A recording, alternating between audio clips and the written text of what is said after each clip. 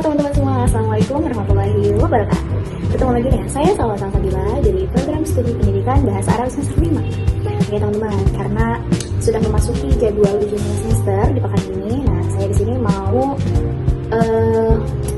menuntaskan salah satu tugas PTS dari mata kuliah pendalaman bahasa Arab.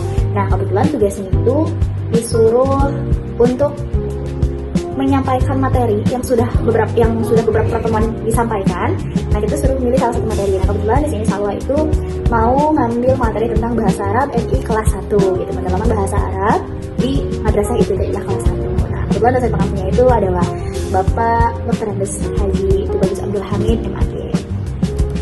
Nah teman-teman, sebelum kita masuk ke materinya, kita harus paham dulu apa sih pengertian dari perkembangan kurikulum bahasa Arab itu.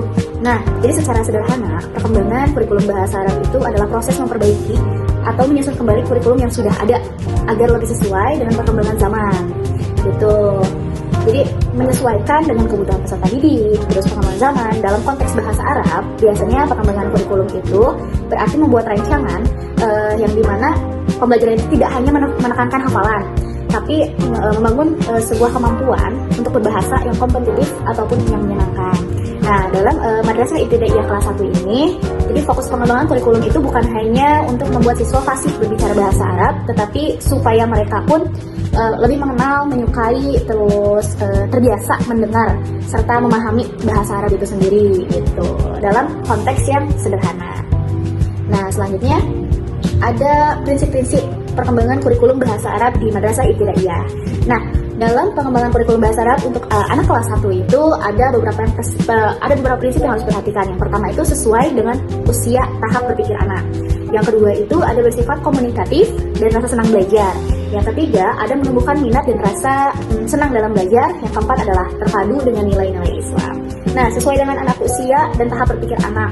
Jadi anak kelas 1 itu kan biasanya lebih mudah untuk belajar melewati gambar, lagu, gitu kan, permainan dan kegiatan yang melibatkan gerak ya, motorik anaknya, gitu. Jadi itu yang pertama yang wajib diperhatikan gitu untuk anak-anak kelas 1 SD atau MI kelas 1. Nah yang kedua itu bersifat komunikatif dan kontekstual. Jadi bahasa Arab itu perlu dihubungkan juga gitu tentang dengan kehidupan sehari-hari, misalnya kayak mengenal kosakata warna atau mengenal kosakata anggota tubuh atau mengenal posisi gitu kan, posisi di mana, terus di atas, di bawah gitu kan.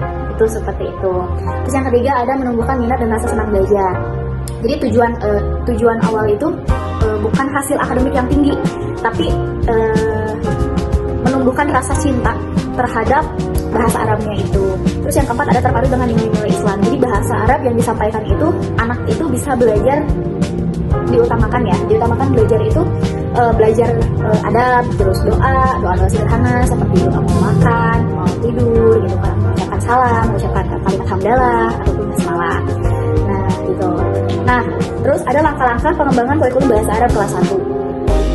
Yang pertama itu menganalisis kebutuhan siswa. Jadi guru itu harus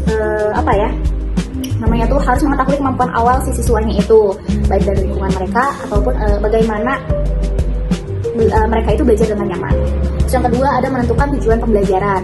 Nah misalnya kayak siswa itu mampu menyebutkan nama-nama benda yang ada di kelas gitu kan dalam bahasa Arab sesuai dengan kosakata yang benar.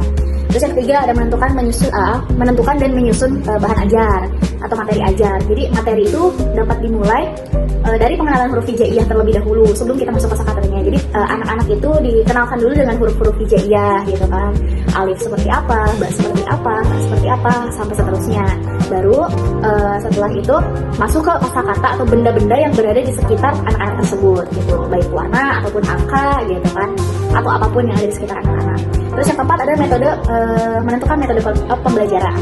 Nah, jadi guru itu dapat menggunakan metode belajar sambil bernyanyi atau belajar sambil menggunakan audiovisual atau gambar semacam PPT atau video-video animasi yang menumbuhkan anak-anak itu semangat gitu, tidak jenuh. Terus yang terakhir itu ada menyusun penilaian. Setelah seluruh pembelajaran dilakukan, nah penilaian itu dilakukan dengan cara yang menyenangkan, seperti tebak gambar atau tanya jawab. Itu saya kan anak-anak suka senang ya ketika di akhir di akhir pembelajaran itu kayak siapa yang tahu nih, siapa yang sudah paham gitu kan, seperti itu. Terus selanjutnya ada penerapan kurikulum bahasa Arab di kelas 1 Madrasah Ibtidaiyah. Jadi dalam praktek pembelajaran bahasa Arab kelas 1 Madrasah Ibtidaiyah perlu diintegrasikan bahwa perlu diintegrasikan dengan aktivitas harian siswanya. Misalnya guru menyapa siswa nih gitu dengan bahasa Arab siang pagi seperti assalamualaikum kaifahalu gitu kan, terus sabahul khair gitu kan. Jadi menggunakan bahasa Arab yang ringan-ringan saja gitu. Jadi selain itu juga guru-guru dapat mengajarkan lagu-lagu sederhana kepada anak-anak dalam bahasa Arab.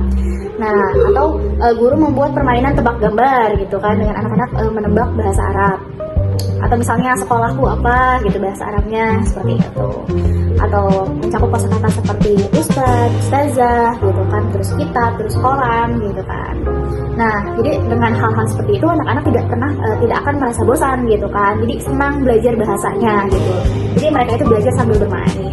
Seperti itu. Nah, adapun kesimpulan dari pengembangan kurikulum bahasa Arab di tingkat kelas 1 MI ini adalah khususnya kelas 1 ya. Jadi ada langkah penting untuk menumbuhkan kemampuan dasar berbahasa Arab sejak dini. Nah, kurikulum yang dikembangkan itu harus memperhatikan karakter anak. Jadi gitu. Jadi bersifat kontekstual, komunikatif, dan menyenangkan. Dengan begitu, jadi anak-anak itu bukan hanya sekedar belajar bahasa Arab, jadi bukan hanya sekedar mengenal bahasa Arab, tapi juga menyukai serta mencintai yang namanya bahasa Arab dalam kehidupan sehari-hari, sehingga nanti anak-anak menjadi terbiasa gitu. Jadi mungkin sarannya nanti untuk guru-guru lebih lebih terus berinovasi gitu ya, terutama untuk guru-guru bahasa Arab lebih terus berinovasi untuk mengembangkan metode-metode ataupun mungkin semacam perangkat ajar gitu supaya anak-anak tidak merasa bosan dan lebih menyukai lagi. Karena kan ya tidak semua anak, kadang kan suka ada anak yang sulit gitu kan untuk belajar bahasa Arab gitu. Mungkin cukup sekian materi yang saya sampaikan tentang pendalaman bahasa Arab di NI kelas 1. Wallahul muwaffiq ila aqwamit thoriq. Assalamualaikum warahmatullahi wabarakatuh.